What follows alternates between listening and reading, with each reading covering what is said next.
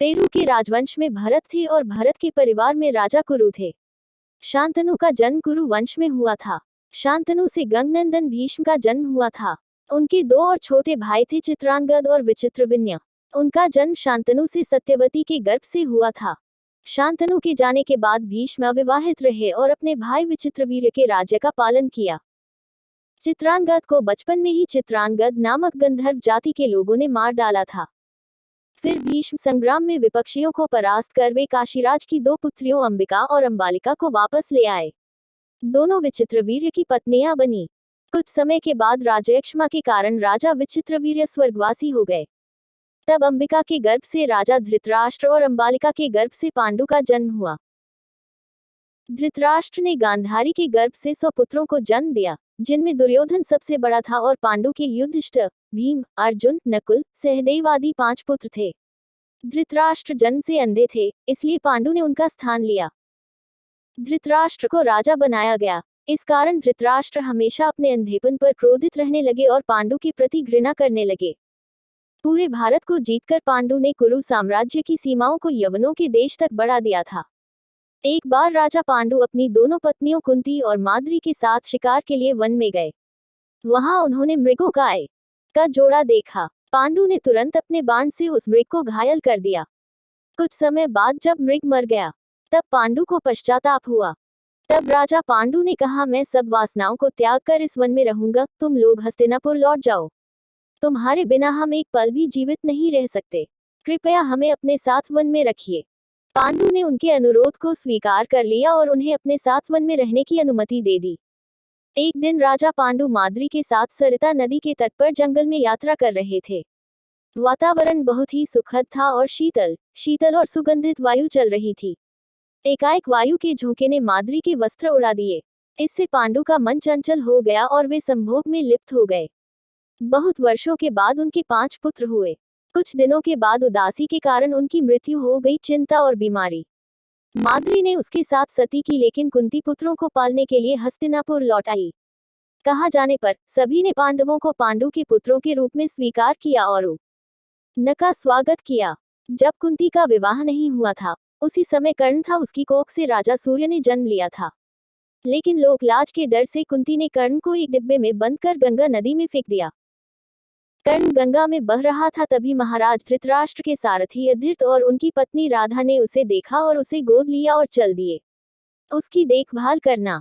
छोटी उम्र से ही कर्ण को अपने पिता अधृत की तरह रथ चलाने की बजाय युद्धकला में अधिक रुचि थी। कर्ण और उनके पिता अधृत की मुलाकात आचार्य द्रोण से हुई, जो उस समय युद्धकला के सर्वश्रेष्ठ आचार्यों में से एक थे। द्रोणाचार्य उस समय कुरु राजकुमारों को शिक्षा दिया करते थे। उन्होंने कर्ण को शिक्षा देने से मना कर दिया, क्योंकि कर्ण एक सारथी का पुत्र था और द्रोण केवल क्षत्रियों को शिक्षा देते थे।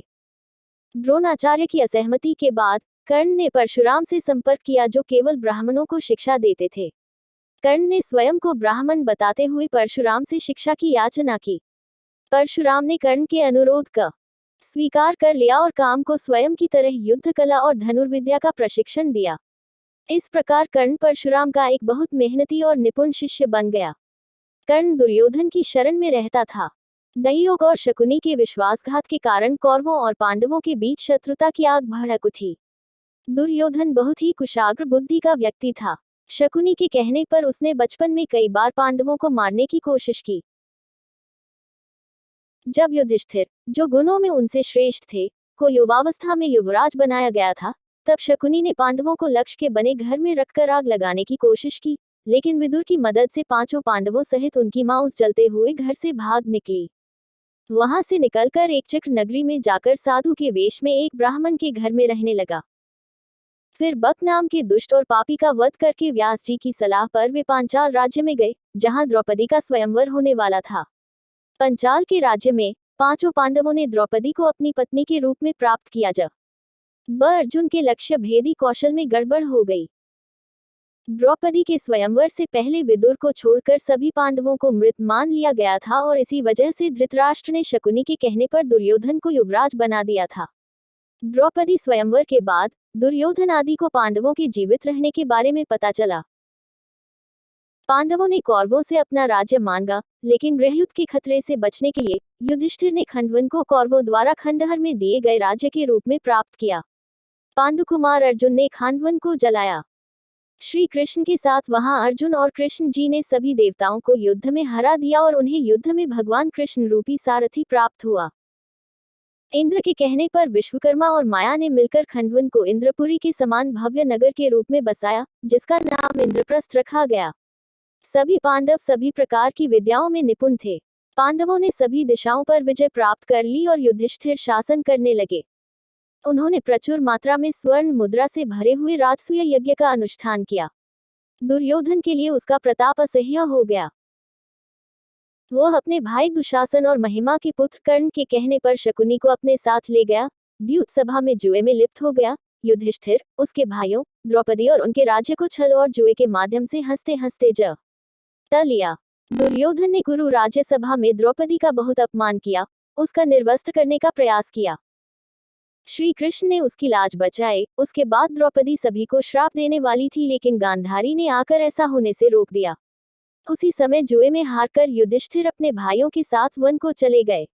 वहां उन्होंने अपनी मन्नत के अनुसार 12 वर्ष बिताए। वह पहले की तरह प्रतिदिन वन में बहुसंख्यक ब्राह्मणों को भोजन कराता था। वहां उनके साथ उनकी पत्नी द्रौपदी और पुरोहित धौम्यजी भी थे। 12वां वर्ष पास करने के बाद वे विराट नगर चले गए।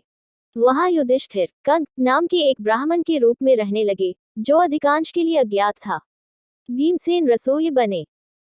अर्जुन ने अपना नाम बृहन्नाला पांडव पत्नी द्रौपदी सैरंध्री के रूप में रनिवास में रहने लगा। इसी तरह नकुल सहदेव ने भी अपना नाम बदल लिया।